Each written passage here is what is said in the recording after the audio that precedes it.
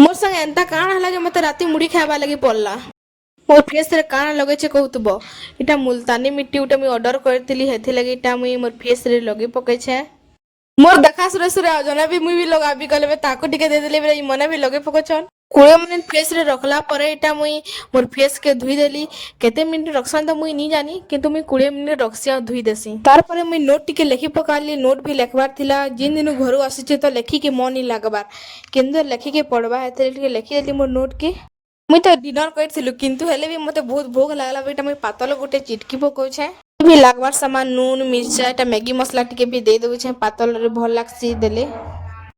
तार परे मुई पातल रे मिक्सचर रे दे देली। मिक्सचर नी हेले तो मुड़ी खाइबार का मजा। मोर मुढ़ी भी रेडी हे गला जेन सुंदर दिसुथला खाइबार भेते टेस्टी लागुथला जेन टेस्टी लागुथला जेनी कह भाई।